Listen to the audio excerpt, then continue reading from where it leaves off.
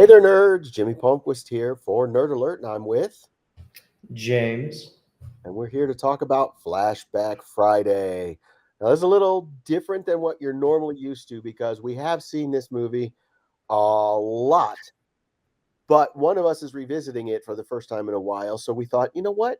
Let's throw it into the mix. What did we watch, James? Star Wars. And for those of you younger nerds who don't know that's what it's been called for decades, Episode 4 A New Hope. I have taught you well. Han shot Nice. first. So set us up. What version did you recently watch? Oh boy. With my friends, we watched the 2004 digital remaster, which is probably the one I've known the most. I know the most well because it's the one that you'll find everywhere. It's not necessarily easy to find any versions before that. Now, that's kind of the funny way to say it because it's not the most recent version. The way you can tell is they've added the Greedo McClunky, which is not on the version you're referring to, but your version does have the most up to date graphics and stuff from the 97 re release. And if I remember correctly, they kind of spruced up the Greedo shooting first. It's still that Greedo shot first, but it's a little cleaner in that it looks like it's almost simultaneous. Yeah, when you watch the 2004, it looks like Greedo took a shot before Han was even done talking, and so it's kind of awkward in that way. And then you look at the cleaned up version; it looks more like it happened at the same time. And it's funny you bring this up because I was recently in Ohio taking care of my dad, your grandfather. I had shoulder surgery, and we took a little side trip down to Springfield, Ohio. That's where I went to school at Wittenberg University. And one of the first things I recognized coming in was the movie theater on the outside of town. And that just so happens, and Appa looked at me, so that was kind of interesting. That was the place he and I went and saw opening night, the re-release 1997 of A New Hope. And it was pretty cool that he came down all the way to Wittenberg, which is about 2.5 hours from the Cleveland area, and we watched it together on opening night. So it was pretty cool. Now, when the original movie came out in May of 1977, I was not alive yet; still had a month to go. And the first movie I remember seeing in the movie theaters that was Star Wars was Return of the Jedi. So, as far as I know and remember, this was my first iteration of seeing A New Hope in the theaters.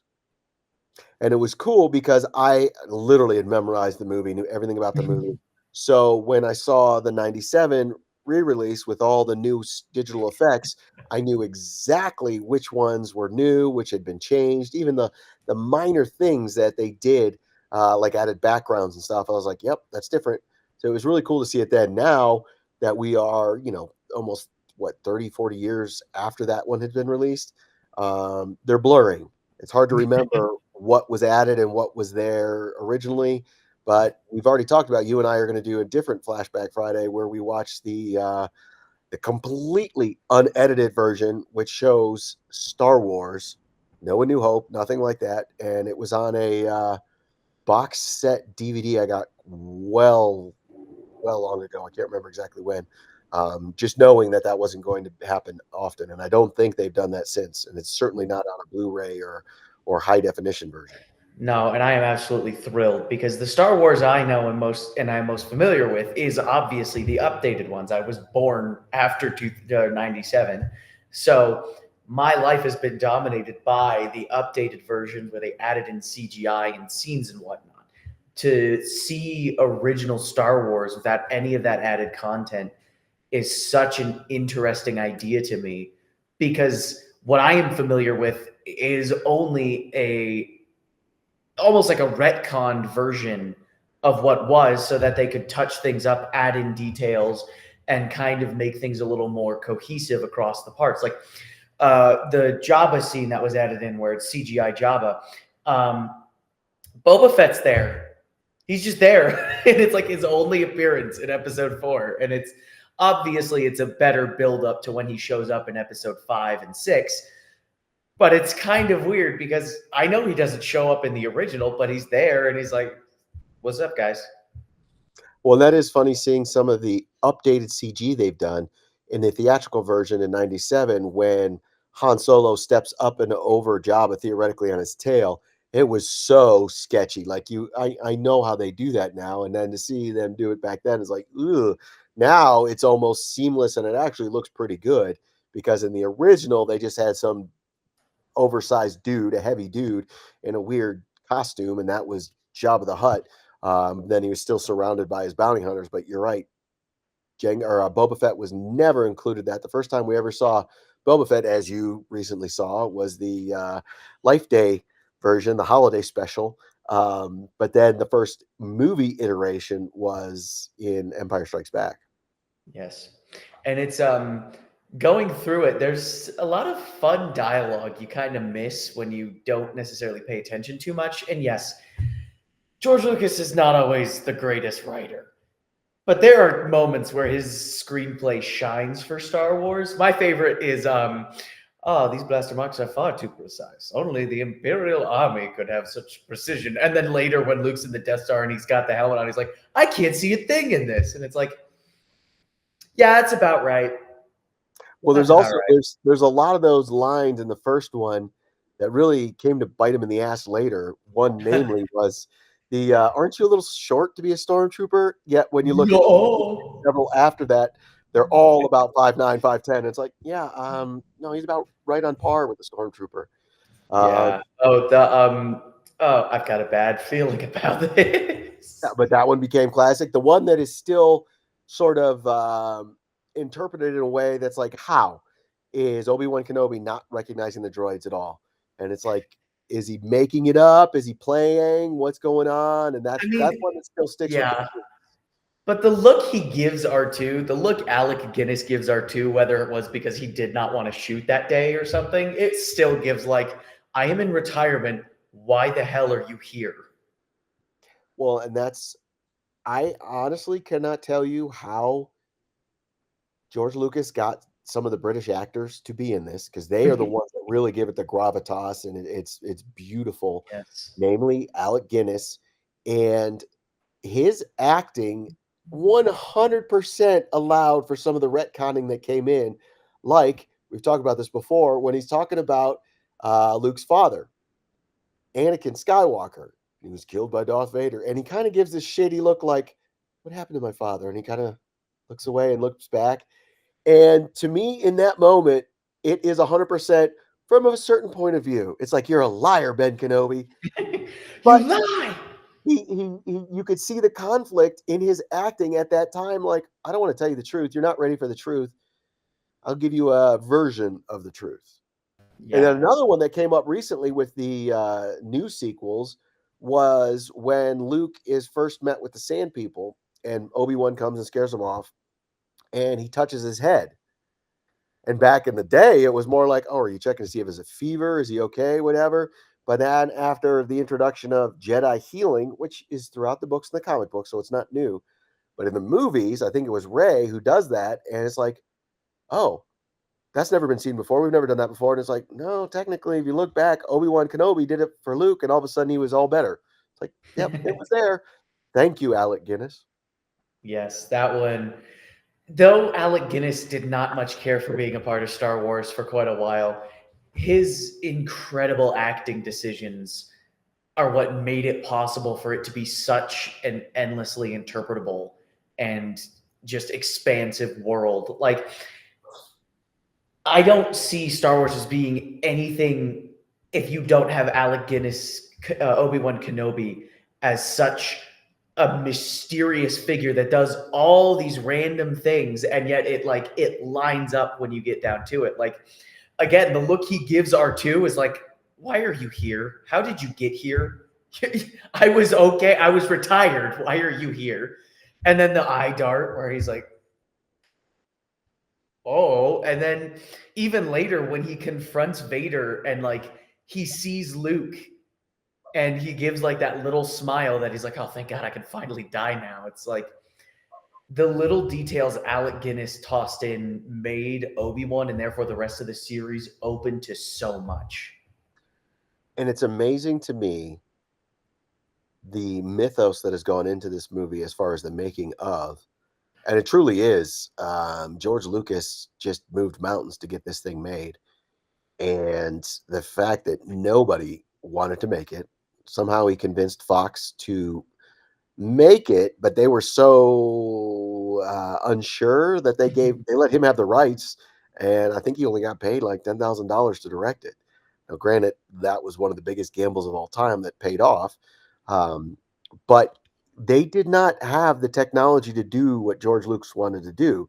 So, like, he's pitching these major studios on the space battle, and he's using old World War II footage to show intercuts of what he was trying to accomplish. It's like, "Oh my god, I can't even imagine how you were doing that." So, he literally created Industrial Light and Magic, and if that didn't exist and he hadn't created it, movies today would be completely different. It literally led to James Cameron being able to create The Terminator, then T2, and then The Abyss, and all these other movies. Then the Weta Works, being able to do the whole Lord of the Rings, and then what we have with Marvel, now modern day Star Wars, The Matrix.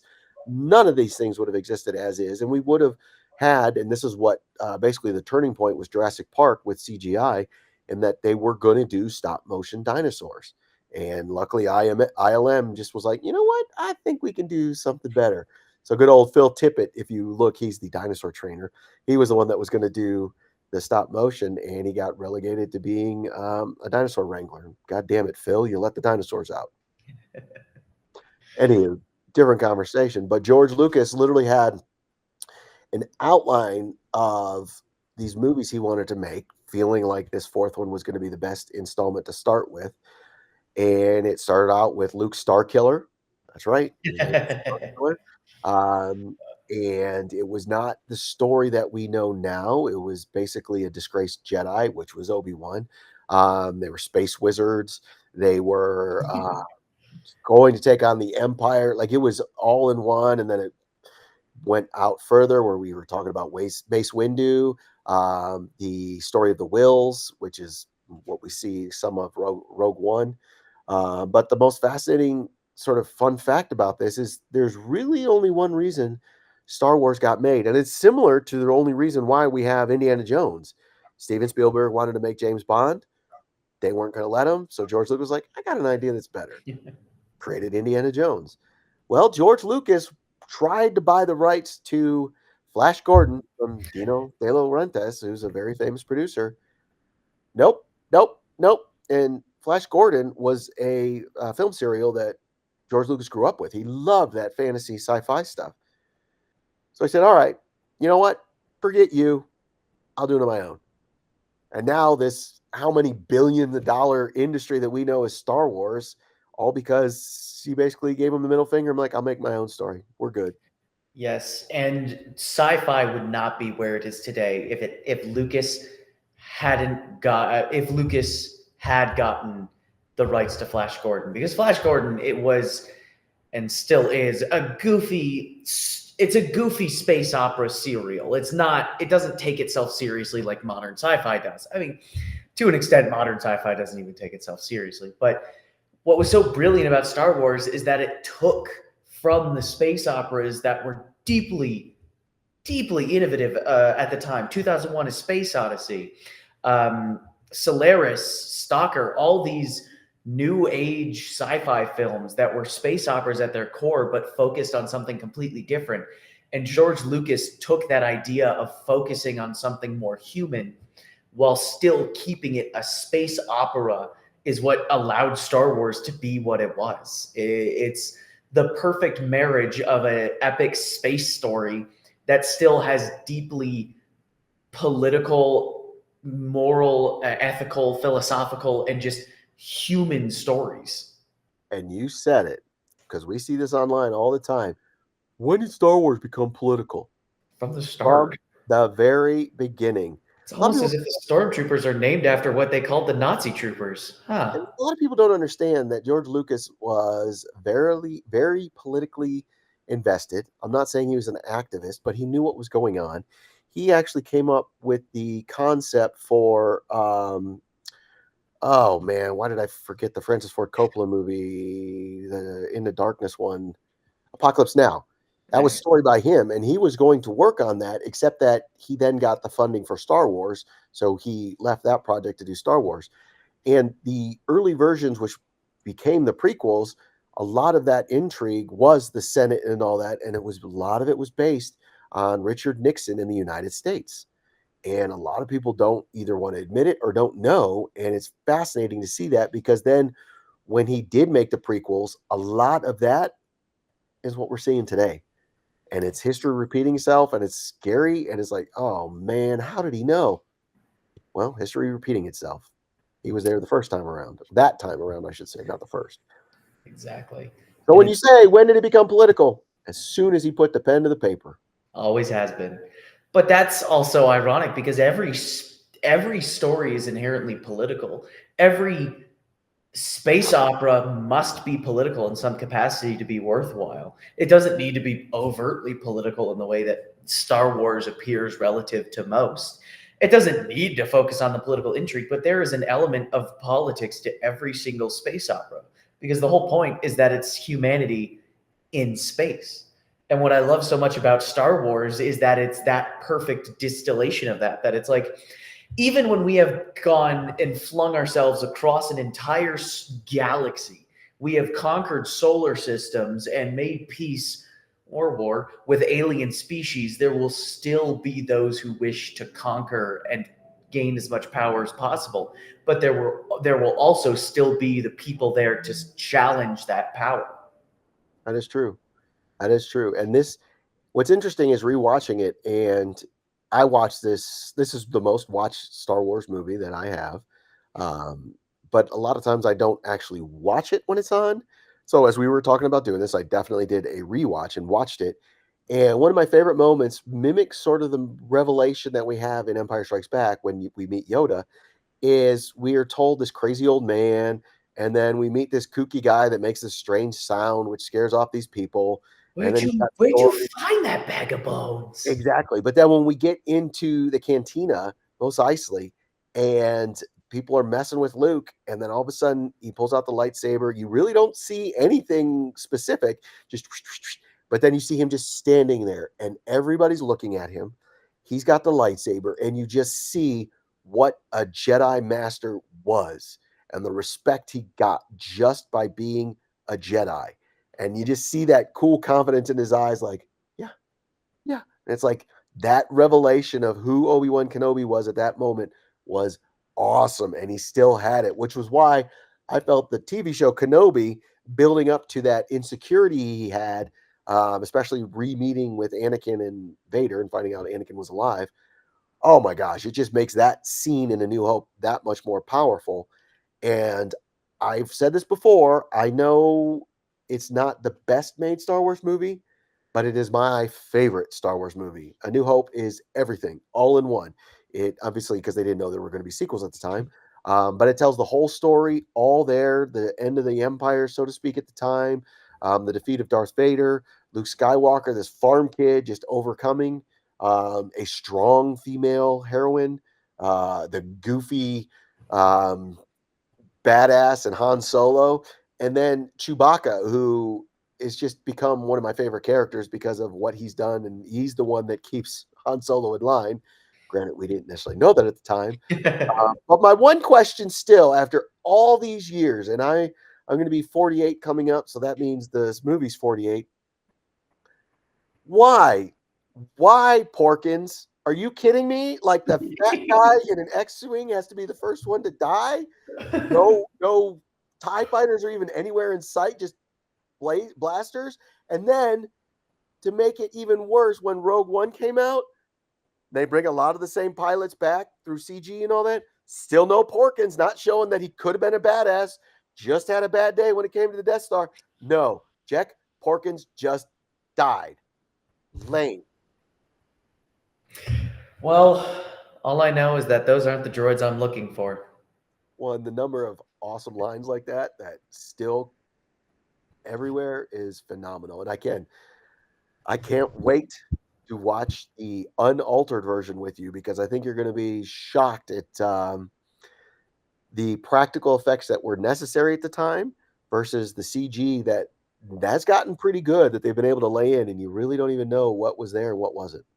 Yes, I am thrilled to see the original practical effects because you'll see it here and there in the film. There'll be like a few scenes where it's clearly just a model on a backdrop, like when the Millennium Falcon is being brought into the Death Star. It's like that's obviously a painted backdrop with just two dudes probably looking at a wall, and then the Millennium Falcon being brought in. But it's like that.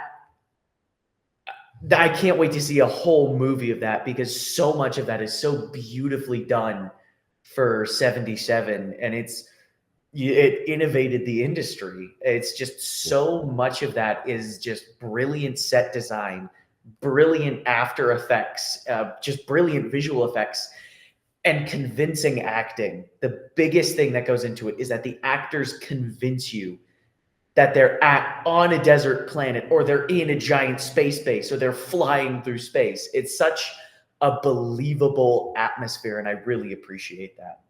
Well, the other thing that we don't talk enough about are the things that, if they're bad, you notice, and that's the sound effects, and these are sound effects for a lightsaber. Guess what, folks? We don't have lightsabers, so we don't know what a lightsaber sounds, so they clearly had to make that up. Light speed, that was cool. The effects of just the lights going in, that's not terribly different than what it was in the original, and just the sounds of it all. And then, of course, we just had his birthday, John Williams. If you are able to, there are, I believe, on YouTube copies of Star Wars: A New Hope with zero musical composition. Oh my God, it is hard to watch. It is It's not good. ass. It sucks. It is. Like you music is so integral to a film, and if you watch a John Williams scored film without John Williams, it's just boring. It's Yeah. There's no point to watching it like that because you miss so much of like the important musical cues, and this kind of goes into psychology and storytelling. The leitmotifs, the different themes for every character are so integral to understanding what's happening on an emotional level. Luke's character progression is nothing without the classic Star Wars theme, without his theme. So if you don't hear it in the background when he triumphs and wins, you don't understand there's been a progression at even the smallest level. You just know Farm Kid blew something up. Great job. Even hearing Leia's theme when Ben gets hit, it's so gut wrenching because you know there's a connection there, especially with the added content. But it's such a tender moment, and to not have the music there kind of takes away the emotional beat. And that's another thing that I love about this movie is that there is so much emotion for what really was a kids sci-fi action movie. And one of the things they did was sort of you obviously this is the anchor, this built the whole universe, but they were able to retcon it into the past and retcon it into the future in both ways to make it make sense because a lot of the questions we get from people who don't really know the whole lore or are confused by the legends, which I sometimes get, versus the current canon. And I recently saw this on social media. Well, why is Darth Vader taking orders from Grand Moff Tarkin? Now, one, Peter Cushing as Grand Moff Tarkin, genius. This is a Oh, guy who did a lot of Hammer horror films in Great Britain. And to see him as Grand Moff Tarkin, so now literally, I'll be reading a book and there are no pictures, but it'll be Tarkin, namely his book Tarkin, and all I see is Peter Cushing. It doesn't matter if it's old or young, it's Peter Cushing, and that is amazing. So that like when Rogue One came out and they replicated him digitally, it was like, thank you. I can't imagine anybody else playing that role. But in answer to your question, Darth Vader is not a part of the government per se. Grand Moff Tarkin literally is in the military, so that he is serving Emperor Palpatine at this time in the one of the highest levels of the military, whereas Darth Vader is literally his second in command as just his right hand man, as far as the Emperor goes. So they're almost on equal levels as far as power within the Empire.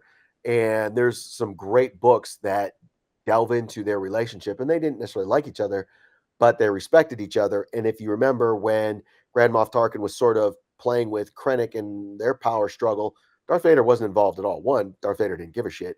But two, Darth Vader knew Tarkin was important to the Emperor, and Tarkin knew that Vader was important to the Emperor. So that's why they're sort of on this same level of giving and taking orders.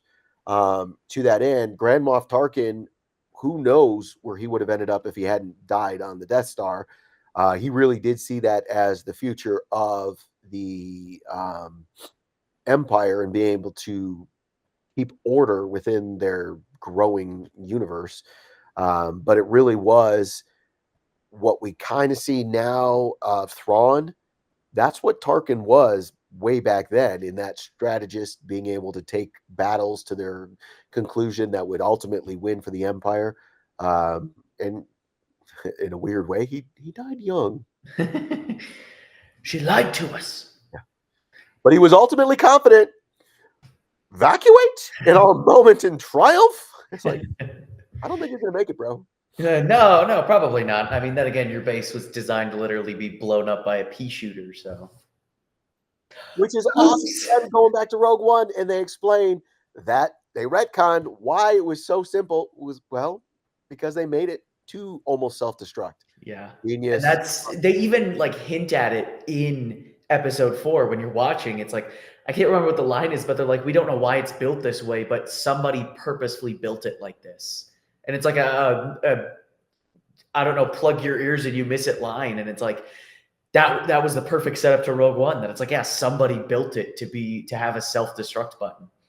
And So if for it's, some reason yeah. you're watching our channel and you have never seen Star Wars, which I can't fathom why you're watching a nerdy channel and have never seen Star Wars, but you're that person that wants to hold out because you feel like it's just too popular. I don't want to be a part of that, whatever. Just check out A New Hope. I don't care what version. It is a great standalone movie. If you never want to see another Star Wars movie ever again, that's fine. Just check out A New Hope because it is self-contained. You don't need to watch anything else. And it is just an amazing American myth of hero over villain, good versus evil. It really is amazing. The hero's journey. Absolutely. It is such an incredible film. And I feel like there's something in it for everybody, no matter who you are. Even if you only like the single cantina scene where the awesome cantina band is playing, at least you liked something. Yeah, exactly. Oh, exactly. So we will be back once James sees the unaltered version and give our opinion on that. But until then, check out Star Wars Now A New Hope, Episode 4. Let us know what you guys think in the comments below. Nerd out. And remember, these aren't the droids you're looking for.